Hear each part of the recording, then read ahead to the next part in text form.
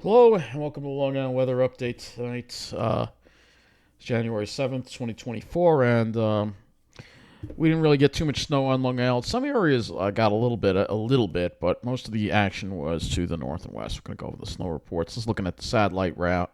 Now, we had actually some rain showers in the afternoon here. Might have been snow showers out in Suffolk County, and that might have given them a little more snow. But looking at the conditions right now, looks like the clouds are trying to break up. And that's pretty much what I saw in the sky tonight. We had an overcast earlier on, and then the clouds kind of started breaking up, and we got some dark sky with some stars there. So let's go and take a look at the snowfall reports first here. And most of them are all up to the north and west. Like places like Connecticut, even in northern Fairfield, got up to 8 inches there. In Middlesex County, 6.5. New Haven, again, all inland areas of Connecticut got a little bit. New Jersey, Bergen County, some of the areas like Franklin Lakes got 6 inches. I'm just gonna go over all these here. As far as the city goes, the only report from the city was Central Park didn't get anything. They just got a trace 0.6 at Fordham in the Bronx. Nassau County, a half an inch in Herrick, so maybe the North Shore, Nassau County a little bit. There you go. Central Park, 0.2 inch. That's all they got. So, but here you go. Once you head upstate, way upstate, places like Port Jervis, over a foot. Places like Poughkeepsie, Newburgh, a foot of snow right there. You can see 13 inches at Port Jervis and a foot in Newburgh, which is right by Poughkeepsie. So yeah, Orange County got hit pretty hard. Stewart airports, those areas that are inland actually got a good amount of snow, and that's going to be a problem when we deal with the heavy rain that's coming. Putnam County, places like Cold Spring, got 6 inches. In Queens, zero point 0.3 at Little Neck. And Rockland County, Spring Valley, 4 inches there. Suffolk County, in the Pine Barrens, believe it or not, we had some accumulation today in out east in Suffolk County. As the storm ramped up, 1.2 inches at Calverton, 1 inch at Comac, 1 inch at Upton. So there is some snow in the Pine Barrens. A little bit of snow there. I might try to see tomorrow. As far as Westchester goes, the high amounts were in the northern part of the county, around 4 inches. So, yeah, so there you go. So we actually got a little bit of snow out there, and that's because if we look at some of the observations, which we'll go over in a minute, you'll see that we actually did get some snow. Look at this whole map of the country lit up like a Christmas tree. We have lots of storms out there. Lots of storms, and look at this purple area here. That's a hard freeze warning because we got cold air that's going to be surging into Arizona. We got winter storm warnings for large part of Colorado and parts of Arizona as well. Plenty of winter storm warnings, even some blizzard warnings in effect in some of these areas. Blizzard warnings for Oklahoma. So yeah, and that extends to winter storm warnings. So this is going to be the storm that's going to bring us the soaker. So out west, it's going to be cold, and they're going to get a lot of winter weather with it. We are just going to get the wind and the heavy rain, and you can see red flag warning in effect for southern Texas. But you can see, we got a lot of high wind watches already along the east coast, and flood watches as well for the storm. Let's go. We still have some winter weather stuff going on in Massachusetts there on the coast there. So let's go look at our observations right now, and we'll go over what's going on. So right now we've got mid-30s outside right now. Shirley is 34. West Hampton is at 32. But if we take a look at some of these observations that were taken through the day here, and we're going to look at West Hampton here because they're a little further out east. If we can get this to load here. You'll see how it's saying unknown. Yeah, here, light snow. So they had snow falling there in the afternoon. So we had actually snow. A good burst of snow around 2 o'clock there out east. Look at that. That's pretty impressive right there. So they got some snow in the pines with this, and actually some pretty strong wind gusts with these snow showers too that were real. So they had heavy rain, and then it became snow as the temperature dropped just enough to get some snow out there. So hey, the Pine Barrens got some snow today. Just an inch, but we weren't expecting that. But I said that depending on what would happen on the back end of that storm, so at least somebody got lucky. But we got nada here, nothing in Nassau County. So let's look at our highs and lows for the day. We'll start with the lows. Nothing really, not much of a range in temperatures there. Lows around low 30s generally, and the highs generally around 40 degrees, though much warmer as you head to New Jersey. They had some mid and upper 40s there last night. They got into the warmer air as the east wind was coming in off some relatively warm 50-degree water over there last night. So let's look at our liquid equivalents precipitation for this storm. So we'll go to do the 36-hour one, I guess. Not as much as we originally thought here. A lot of liquid equivalents, 3/4 of an inch, generally speaking, across the area. So a lot of 3/4 of an inch amounts here, 0.92 out there. Islip got 0.90, some 1 inch amounts. So I think the heavier liquid equivalents were upstate. I don't know why we're seeing such little amounts. I guess they don't really convert the snow into rainfall over there, I guess. But anyway, so you can see we got the high wind watch in effect as we await this next storm that we got to deal with. So let's. Right now we got high pressure moving in, but this is the next storm that we're going to have to deal with here. And if we take a look at the satellite, and we'll take this to the CONUS view. Take a look at the next storm here. Here it is. Here's the next storm, and here's the other component of the storm that's going to phase with it. Is that there's that atmospheric river that's going to hook up with this storm here and bring us all that heavy rain that we have.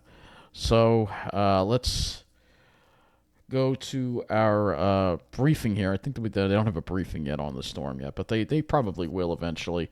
But you can see we got that high wind watch in effect and all that stuff. So let's, I guess, shift over to the models, I guess, now. We'll look at this next storm. So here's the storm that's moving away. And for tomorrow, we got a break, fair weather, sunshine, seasonable temperatures. That high kind of moves away. Rain moves in Tuesday, and it's going to be heavy. You can see that low going way into the Great Lakes. There's your atmospheric river that's going to be hitting us overnight, Tuesday into Wednesday there. Really, it's going to be a lot of rain and very strong winds. Look at how tight those isobars are, because you have the gradient between this really deep low and this really strong high that's over eastern Canada there. And then that moves out. You get a little bit of a break before the next one comes for the weekend. So we're going to get another soaker on Saturday. Same deal, but notice how the low is just a little bit more to the east.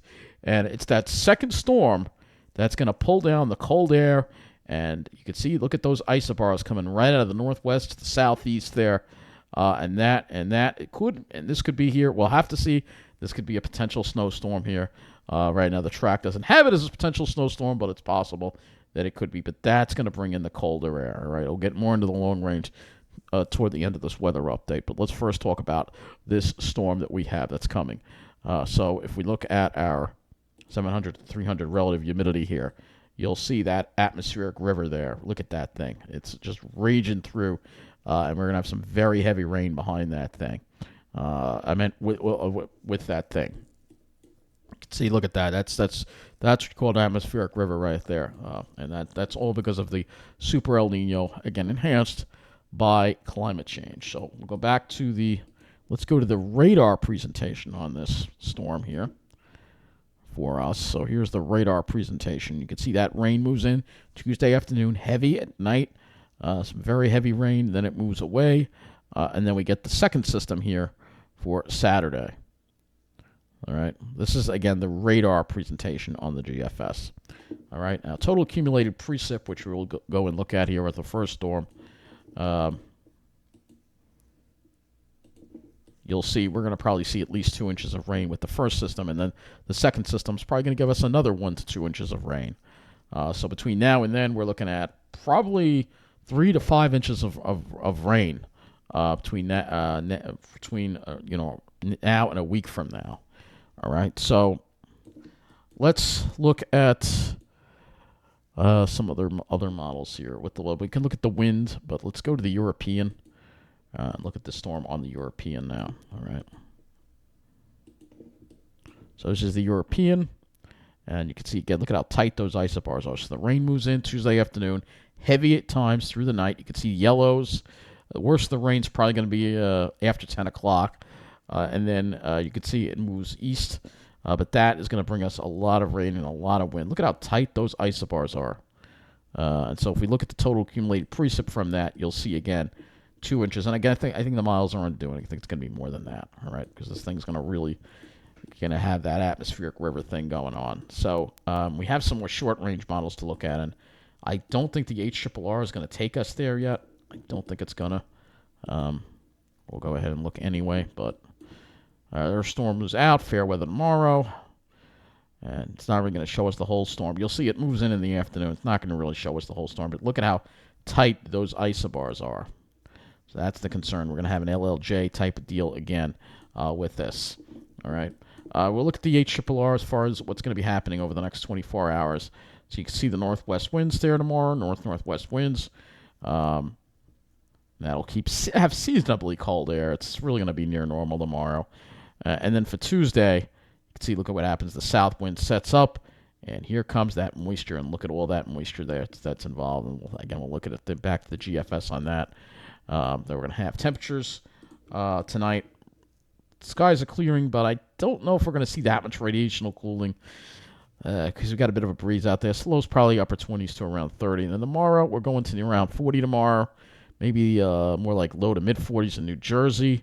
And then for tomorrow night, we got lows dropping back into the not as low with the cloud cover rolling in. And then here comes that warmth that's going to surge in with that storm. Again, this only shows part of it. All right, so that's why I don't really want to spend too much time with the HRRR here. Soundings for tomorrow. Take a look. It should be mostly sunny. Let's go to another model that actually does show us the storm, which is the NAM. So let's do that. So this is the NAM 12, and we're going to go ahead and look at this for the storm. Again, high moves offshore. Here comes the rain. And again, the heaviest rain looks like it's going to be, again, that overnight period. Look at that. These could be some severe, I see a V there too, so these could be some severe thunderstorms with this. We could have some severe thunderstorms. And this actually will produce some severe weather in parts of the country. So that's going to segue into this next thing. Because we got to look at this, the day 2 convective outlook. Actually, it's the day 3 convective outlook. And you'll see, look at that.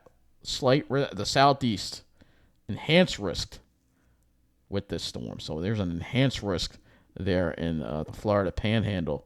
So we could see severe thunderstorms, even tornadoes. It's mainly confined to the southeast. The day 2, this is tomorrow, we see that in the south. Severe weather in the south. So we could see severe weather in the south, Mississippi, Louisiana, and marginal into Texas. Yeah, it's crazy we're talking about this in January. But this is the way it is now. So here's your low moving away with that storm. And again, the other concern is going to be the winds with this. So we're going to just show you the wind. To do the wind here. We'll first show you the surface wind, and this is the NAM. I'm going to show you the surface wind of the NAM, and then we'll show you the European here. So this is the NAM, and look at some of those really incredible winds right over the east end. We're going to see gusts over hurricane force. So this is the surface wind right here with this storm. And, of course, the other thing is going to be the waves, of course. That's the other thing that we're going to have to look at as well. But let's take it up a notch. Let's go to the 850 height so you can see the LLJ with this storm, all right? Look at this LLJ. I mean, this is scary. Bright, almost pink LLJ colors. Those are winds approaching 100 miles an hour aloft. That's absolute insanity. So it's going to be like another tropical storm. Prepare for a tropical storm Tuesday night. So let's go back to GFS. This is the GFS. You can see there's that real bright color there. That's really bright. That's a very strong LLJ. That's aloft there. Very strong. And we'll show you, again, the dew points here. So here's the dew points and wind flow. So you can see that dew point, that southeasterly flow. Dew points are going to rise well into the 50s. It's going to get humid before things dry out on Wednesday. But there's going to be a lot of warmth in this air mass, too. So if you look at the temperatures here, you'll see the temperatures shoot up into the 50s. Maybe 60. Could see a few record highs with this, and then it moves away. But Wednesday is still going to be mild, still upper 40s, mid to upper 40s. So the only day that it's going to feel like it should is tomorrow. The rest of the week looks mild before things again will change for more normal weather as we get past next weekend. But this is going to be a very intense LLJ type system. All right. We can look at the wave height on here as well. I like using other models to kind of visualize that, but you'll see a look at these. Look at those purples. There's going to be a lot of coastal flooding, and already there was some coastal flooding from this past storm. Of course, Channel 12 was all over it, of course, because again, it affects those important people in Lindenhurst and all across the South Shore. But they're going to get hit even harder with the next storm on Tuesday night. Total accumulated precip. We'll look at this total accumulated precip on this, and you can see there's the GFS. I think we did the NAM 12 as well. This is the 0Z NAM 12 as well, by the way. Let's look at, I think those are most of the models. European we already did, right? All right, European. Let's go back to European here. Again, we'll look at our storm here. And again, this is a very deep storm, so I mean, look at how close those isobars are. I mean, that's insanity right there. Look at how tightly packed those isobars are. So, and again, if we look at the winds here on the European, it's truly frightening stuff. All right, so at the beaches are going to get hammered. The beaches are going to get hammered just as bad as the last one, maybe even worse. This is scary stuff, man. It really is. So let's go and visualize this storm on some of the other models that we have. Obviously, I don't have Pivotal, but we do have Vent2Sky and Windy.com. So let's start with Vent2Sky first. Let's go to that. So this is the snow cover. So yeah, it's showing a little bit over Suffolk County. But anyway, let's go to wind gusts. Let's move this over. This uses the HRRR model. So we'll be able to look a little bit in it. It's going to probably go to the icon. Yeah, it's going to go to the icon. But here's the scary stuff. All right, so the winds start picking up Tuesday afternoon, but the really bad stuff starts moving in as we get after 8 o'clock or so. That's when we're going to see the wind gusts start going over 50 miles an hour. And here you go. Look at this off the Jersey Shore. Look at this. Could be 70-mile-an-hour wind gusts. So expect a lot of power outages. Look at this. This could be a thunderstorm right here, perhaps. You could see here 70-plus mile-an-hour wind gusts here with this. 11 o'clock. Oh, my gosh. And this storm is not moving that quick, so we're going to be in these winds for a while here. 11 o'clock, still dealing with wind gusts over hurricane force. So there's going to be a lot of power outages with this very strong southerly wind. 10 o'clock. All right, this is the icon model, all right, that we're looking at here. 10 o'clock, still dealing with this LLJ, still dealing with it. And then finally it starts shifting east of the area after like 3 or 4 o'clock, though it's still over Suffolk County. So you can see, and then look at that, the Cape's getting those 70-mile-an-hour wind gusts. So this is the icon model, but now we're going to go to wind speed. Take down a notch. I'm just looking at the sustained winds here, which sustained winds will probably be 30 to 40 miles an hour. But let's go above the ground again, because this is where things get. Let's go to 950. And this is where it truly gets frightening. So this is just 500 meters above the ground, and we're talking winds sustained of hurricane force. Sustained hurricane force winds. This is insanity. 93. This storm could be worse than the last one. At 90-mile-an-hour wind gusts, this is just 500 meters up. There's going to be a lot of flight delays for sure from this. 86-mile-an-hour wind gusts. I mean, this is insanity. This is insanity, and this is truly frightening. I'll lower it a little bit. We're just going to go to 100 meters now above the ground. All right? This is 100 meters above the ground. So 100 meters, you're sustained at 50-mile-an-hour winds. Some of these areas could, look at this, 68. This could be a thunderstorm over here. Right here. And any thunderstorm has the capability of bringing those winds down to the surface. So speaking of thunderstorms, let's look at the Cape. It's not really showing any Cape, but if we look at the lifted index, it's not that much. Not that much on the lifted index, which is kind of surprising. I think when that line comes through, there's going to be a Yeah, there's you start seeing that a little bit there. This model could be underestimating it a little bit. All right, but this is really, really bad. This is the worst. This is worse than the last one. And then we'll have the ocean waves too. All right, so you can see you're going to have 20-foot ocean waves. So you're going to have severe coastal flooding in a lot of these areas. Severe coastal flooding. 20-foot waves. There's going to be a lot of power outages with the storm. How many power outages do I think are going to happen? We're probably going to see 100,000 on Long Island. And Jersey, probably just as much, if not more, probably.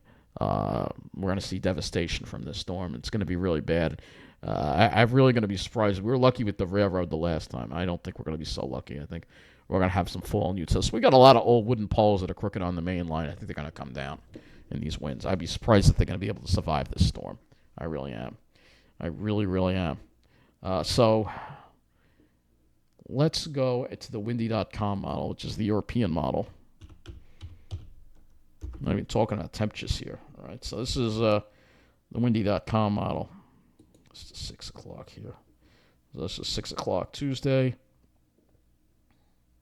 This is the wind gusts.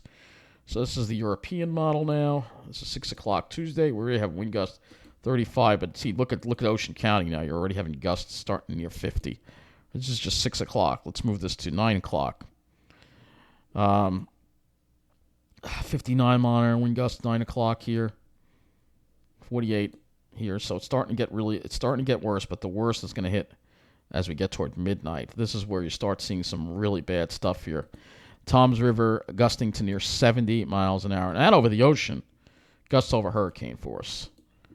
So 65 mile an hour wind gusts, 68 mile an hour wind gusts. Here we go at 2 a.m. It's still raging out, especially on Long Island. We still got wind gusts. 68 mile an hour wind gusts occurring. This is going to last for a number of hours here. It doesn't shift east until like 5 in the morning. So this is going to be a devastating storm. And this is why I wasn't that concerned about this past storm. Everybody's making a big deal about it. Yeah, it's going to be a lot of snow for inland, but for us it wasn't that bad. This storm is going to be bad, and of course this warm air and this rain is going to surge inland and melt at the snowpack in a lot of these areas. So they got a foot of snow, so there's going to be a lot of flooding as well with this. This is going to be like a tropical storm, a high-end tropical storm. The waves. Let's go to that. Oh, man, look at this. So here we go. Look at that. This is going to be really bad. So this is the kind of storm we're going to be dealing with. This is not going to be good at all. And then we have another one to deal with on the weekend. So let's go to the next storm, because after this we've got another one to deal with. All right, so I'll go to the GFS here. We'll have another one to deal with on the weekend. So when we get past that storm, then we have another one to deal with. Maybe not quite as strong, but still pretty potent. And still a lot of rain and wind with this storm. So you can see plenty of moisture there. Look at those dark greens. Wow. This is going to be for your Saturday. Maybe it'll be more like a Friday night, Saturday thing. I don't know, but we're going to get another one of these. So we've got 2 of these to go. We got to get through 2 tropical storms to get winter in here, right? So let's go to the North American look now, and we'll look at the upper air.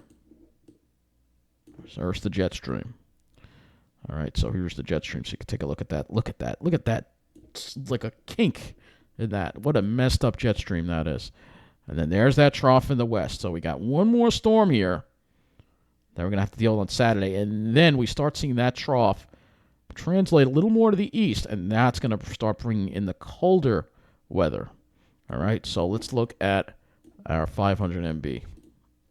No, it's not. Wrong one. This one. So here you go. Here's that deep trough, real deep. You see, it takes the Great Lakes there, and it starts digging it out, though.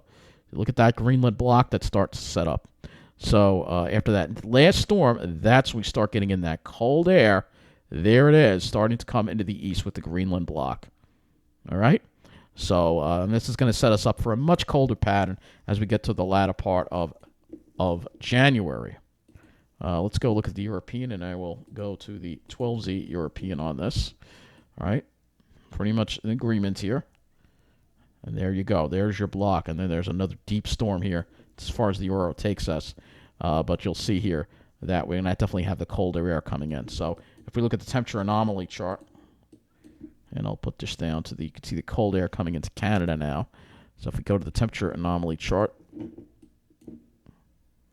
you'll see that after we get through these storms and these really above normal temperatures, here comes the Arctic air. Here it comes. It's pouring into the central part of the country, and then we start getting into it as well as we get. This is the European. But you'll start to see it spill into the east here. All right, you see it starts to, so we'll go to the GFS now. GFS and the Euro look pretty similar at this point. And there you go. You start getting into that really cold air. There you go. A few little mild stretches, but we're going to start seeing colder weather building into the area as the polar vortex breaks down. And we see that. Again, we go to the GFS, go to the hemisphere. I'll switch this over to this, and you'll see the breakdown of the polar vortex. There it is, splitting.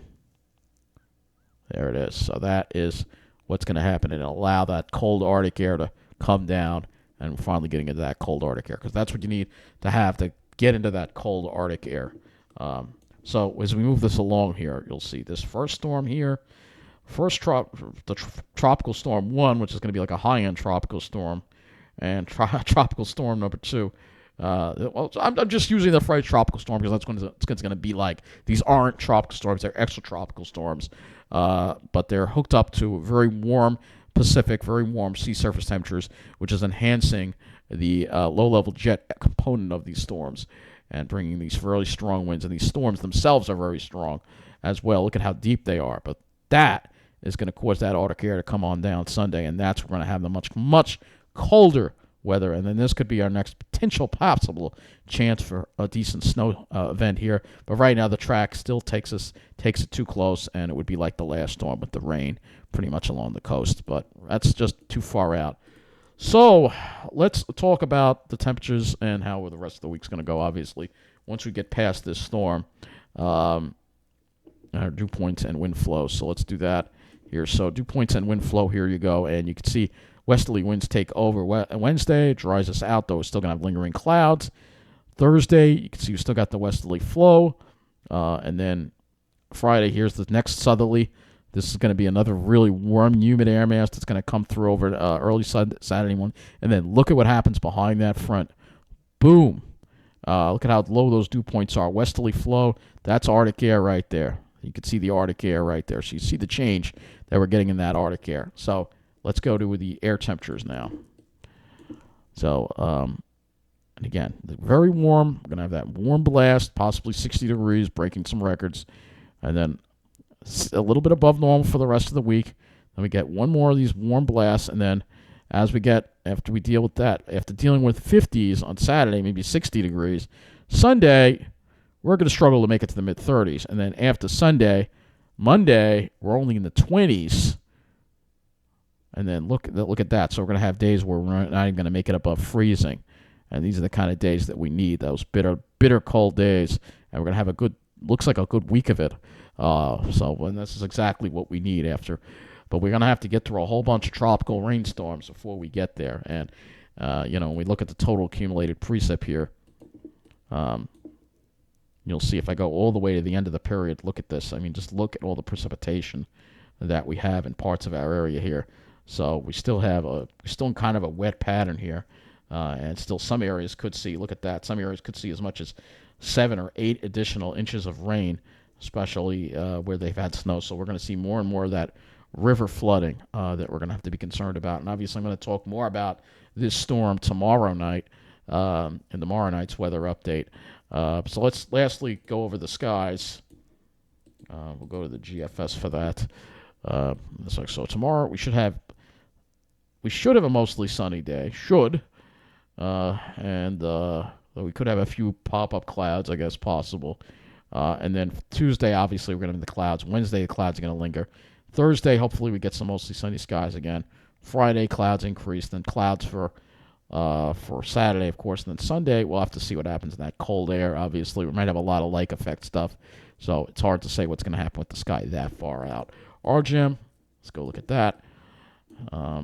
We have the RGEM out to Tuesday, so this is the latest RGEM. So here's the latest RGEM, so you can see looks mostly sunny tomorrow.